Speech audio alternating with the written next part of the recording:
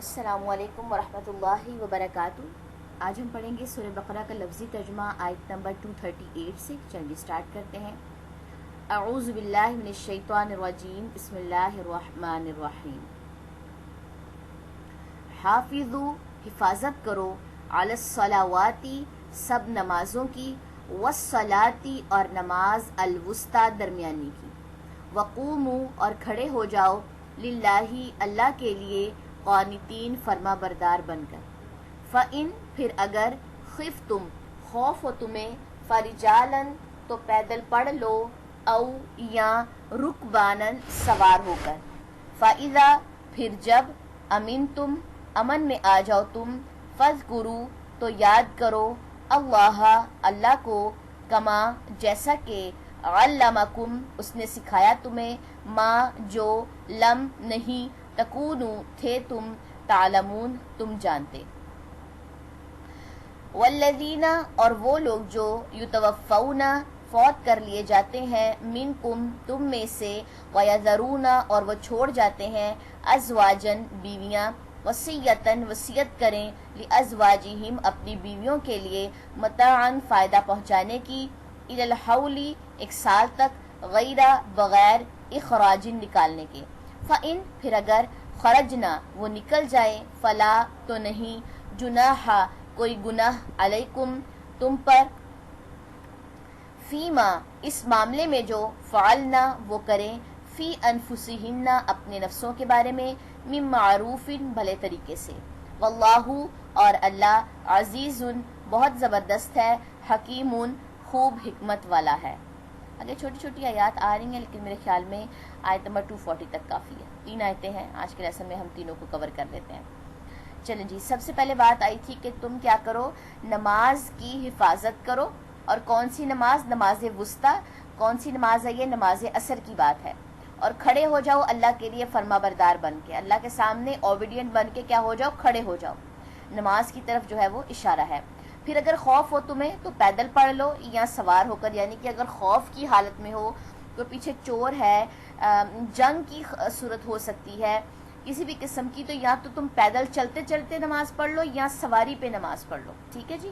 خوف کے بارے میں بات آئی ہے، جیسے میں نے آپ لوگوں کو پہلے بتایا تھا، اٹس اے ٹرانسلیشن ویڈیوز اور ٹرانسلیشن کورس۔ جب تفسیر کا کورس ہوگا تو ہم اس کو ڈیٹیل میں پڑھیں گے کہ اچھا ٹھیک ہے، خوف میں کیا کیا چیزیں آتی ہیں۔ اس لیے میں آپ لوگوں کو اکثر ریکمینڈ کرتی ہوں کہ جو ذرا تفصیلی آیات ہیں، اگر آپ لوگ ان کو دیکھنا چاہتے ہیں تو کسی تفسیر کی بک سے اس کو دیکھ لیجئے کہ خوف میں یہاں کن کن معنیوں کو ذکر کیا گیا ہے۔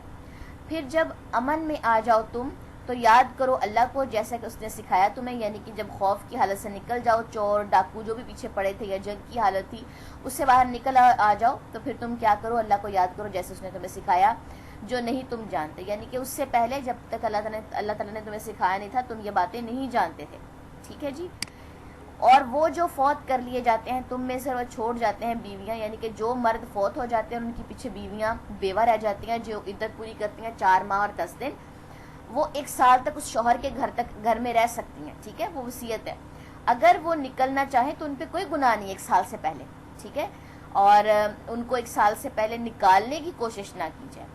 پھر اگر وہ نکل جائیں تو نہیں کوئی گناہ تم پر، اس معاملے میں جو وہ کرے اپنے نفسوں کے بارے میں بھلے طریقے سے، یعنی کہ وہ گھر سے چلی جائیں کہیں اور شادی کرنے، تو ان پہ کوئی کسی قسم کا گناہ نہیں ہوگا، اور اللہ بہت زبردست ہے، خوب حکمت والا ہے۔ آپ لوگ یہ آیات دیکھ رہے ہیں، بڑے سمجھیے اس کو، کیسی چھوٹی چھوٹی باتوں کو ڈسکس کیا گیا ہے کہ اگر تم نے طلاق دینی ہے تو بھلے طریقے سے اس کو رخصت کر دو، حق مہر ادا کیا ہے اس سے پہلے یا حق مہر کنفرم کرنے سے پہلے یا بعد میں، وہاں بھی معروف کی بات آئی، من معروف یا بالمعروفی۔ پھر بات کی گئی کہ اگر مرد فوت ہو جائے، خاوند فوت ہو جائے، تو بیوی 1 سال تک وہاں رہ سکتی ہے، اور اگر وہ جانا چاہے تو جا سکتی ہے، لیکن معروف طریقے سے۔ ہر جگہ پہ معروف طریقے کا جو ہے وہ ذکر آیا ہے۔ تو ہم کیا، ہماری اس وقت سوسائٹی میں کیا حال چل رہا ہے، اور قرآن کس خوبصورت طریقے سے ہمیں چھوٹے چھوٹے چھوٹے چھوٹے طرز عمل جو ہے وہ سکھا رہا ہوتا ہے، ٹھیک ہے جی۔ چلیے اس کے بعد ہم ان آیات کی تلاوت دیکھ لیتے ہیں۔ حافظوا علی الصلوات والصلاة الوسطی وقوموا للہ قانتین۔